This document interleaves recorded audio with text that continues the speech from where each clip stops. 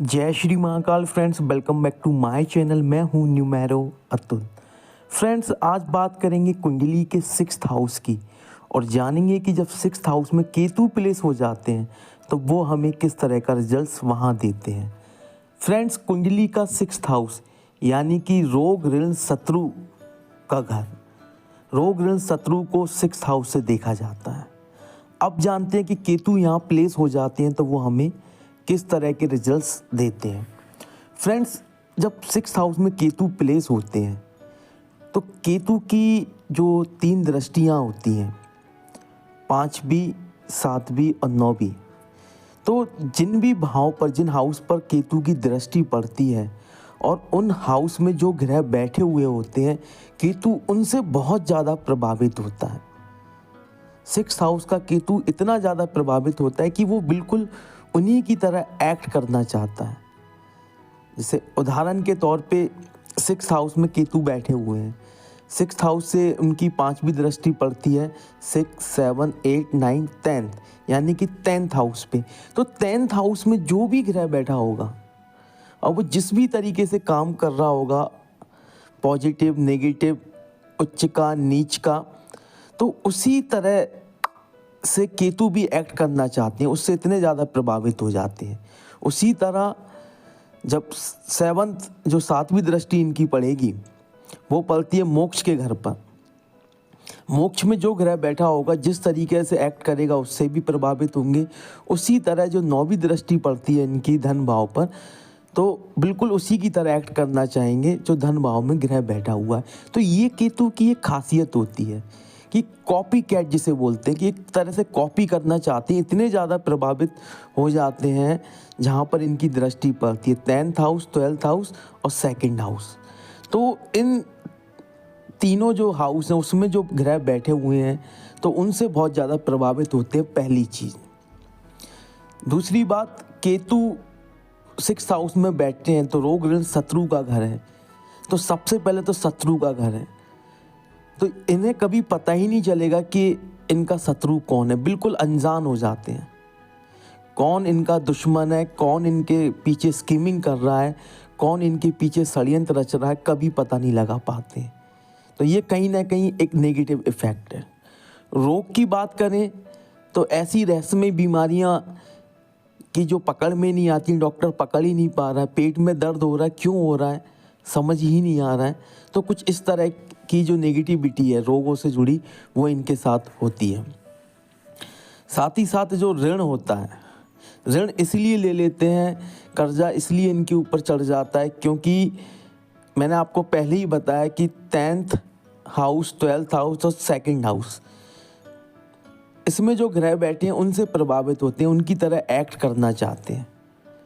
जैसे हम किसी को देखते हैं कि किसी के पास ऑडी है और हम उस लेवल पे नहीं कि ऑडी परचेज कर सके, तो हम सोचते हैं कि कर्जा लेके, इंस्टॉलमेंट में लोन लेके हम वो इच्छा अपनी पूरी करें।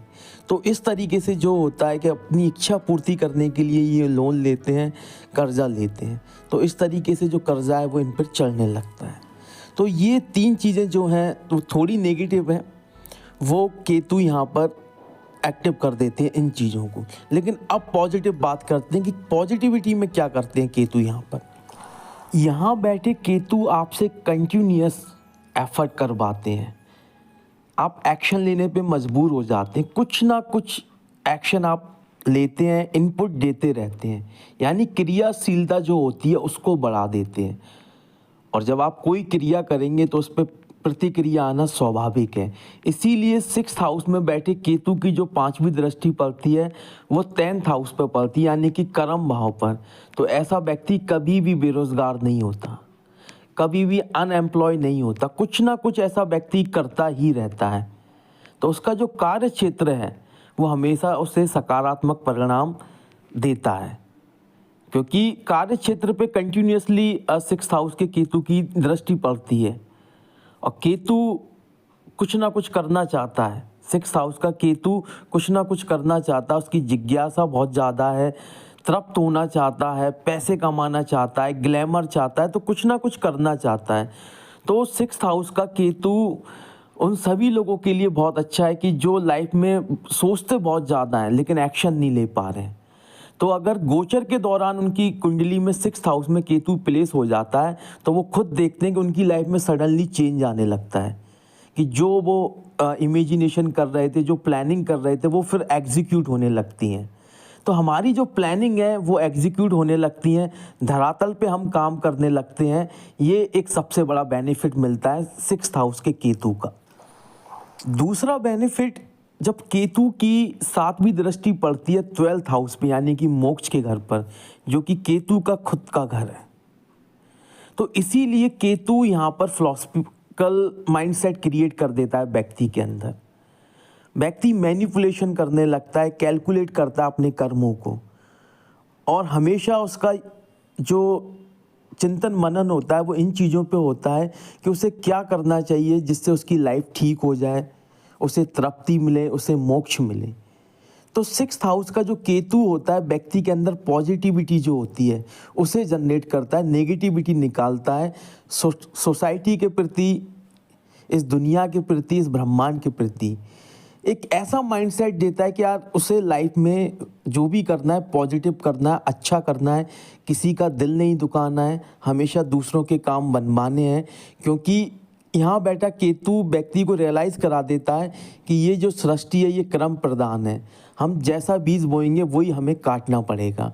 तो इसीलिए व्यक्ति में सदाचार आ जाता है और व्यक्ति पॉजिटिव काम करने लगता है, अच्छे काम करने लगता है, बुरे कामों से बचता है, मानसिक रूप से सोचने से भी बचता है। क्योंकि 6th हाउस का केतु व्यक्ति को रियलाइज़ करा देता है कि अगर भले वह कोई भी क्रिया गलत नहीं कर रहा, अगर वो मन से गलत सोच रहा है तो भी उसे उसका दंड मिलेगा। तो व्यक्ति कंप्लीटली प्योरिटी ऑफ माइंड जो होता है वो व्यक्ति का हो जाता है। तो स्पिरिचुअलिटी, रिलीजियस जो थिंकिंग होती है वो व्यक्ति के अंदर डेवलप हो जाती है, और जो हर इंसान के लिए बहुत ज़रूरी है।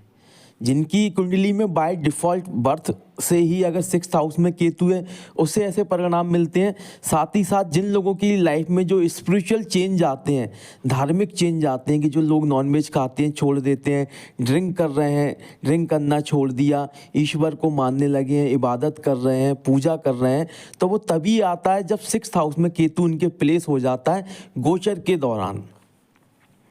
अब बात करते हैं जो 9वीं दृष्टि है, जो सबसे ज़्यादा महत्वपूर्ण है, क्योंकि 9वीं दृष्टि पड़ती है इनकी धन भाव पर। और जैसा कि मैंने पहले ही कहा था कि 6th हाउस के केतु की दृष्टि जहाँ भी पड़ती है, जिस भाव पर पड़ती है, उस भाव में अगर कोई ग्रह बैठा हुआ है तो केतु बिल्कुल उसी की तरह एक्ट करना चाहता है, क्योंकि केतु की दृष्टि वहाँ पड़ रही है और केतु बहुत ज़्यादा इन्फ्लुएंस हो जाता है। तो इसीलिए जो धन भाव है, अगर धन भाव में कोई ग्रह बैठा हुआ है तो ये मान के चलिए कि देर सवेर ही सही, लेकिन उस व्यक्ति की जो धन की स्थिति है, जो संचित धन है, जो जुड़ा हुआ धन है, वो केतु उसे दे ही देंगे। क्योंकि केतु उस भाव को एक्टिव कर देते हैं। 9वीं दृष्टि जब 2nd हाउस पर पड़ती है, क्योंकि 2nd हाउस धन भाव है, और धन भाव में अगर कोई ग्रह बैठा हुआ है तो केतु बिल्कुल उसी की तरह एक्ट करते हैं, मतलब उस ग्रह की पावर को बढ़ा देते हैं। उदाहरण के तौर पर 6th हाउस की केतु की दृष्टि पड़ी, 9वीं दृष्टि पड़ी 2nd हाउस पर, और 2nd हाउस में मान लीजिए शुक्र बैठे हुए हैं, तो केतु भी बिल्कुल उसी तरह एक्ट करना चाहेंगे, शुक्र की तरह। तो जो शुक्र की जो पावर होती है वो डबल हो जाती है, बल मिल जाता है। कोई भी ग्रह बैठा हो उसे बल मिल जाता है, वो उसकी पावर डबल हो जाती है। और जब किसी ग्रह की पावर डबल हो जाए और धन भाव में वो बैठा हुआ है तो स्वाभाविक बात है कि उसे सकारात्मक परिणाम मिलेंगे। धन भाव इन्फ्लुएंस होगा, एक्टिव होगा, क्रियाशील होगा, तो कहीं ना कहीं से धन आएगा। चाहे वहाँ कोई भी ग्रह नीच का हो, चाहे वो उच्च का हो, वो उसे प्रभावित करेंगे, उसे इन्फ्लुएंस करेंगे, उसकी पावर को बढ़ाएंगे। तो धन भाव पर जब दृष्टि पड़ती है 6th हाउस के केतु की, तो धन की स्थिति अपने आप ही बदल जाती है। फ्रेंड्स, अगर उपाय की बात की जाए तो नॉर्थ वेस्ट का जो डायरेक्शन होता है, अगर वहाँ पर तिजोरी या कोई भी एक ऐसा साधन जिसे हम गुल्लक भी कहते हैं कि जिसमें हम अपने धन को, पैसे को एकत्रित करके रख सकें। अब वो तिजोरी हो या कोई बॉक्स हो, बक्सा हो, किसी भी तरह की कोई चीज़ हो, सिक्योर हो, आपको नॉर्थ वेस्ट में उसे रखना है और जो भी पैसा आप कमाते हैं, अर्निंग करते हैं, उसको वहाँ पर रखिए। आप देखेंगे कि देखते ही देखते वो जो पैसा है आपका 10 गुना, 100 गुना, 1000 गुना बढ़ जाएगा। बस आप नियमित जो भी आप कमाते हैं उसका कुछ हिस्सा उस तिजोरी में, उस बक्से में रखिए और फिर आप चमत्कार देखिए कि किस तरह का चमत्कार 6th हाउस का केतु आपके जीवन में करता है।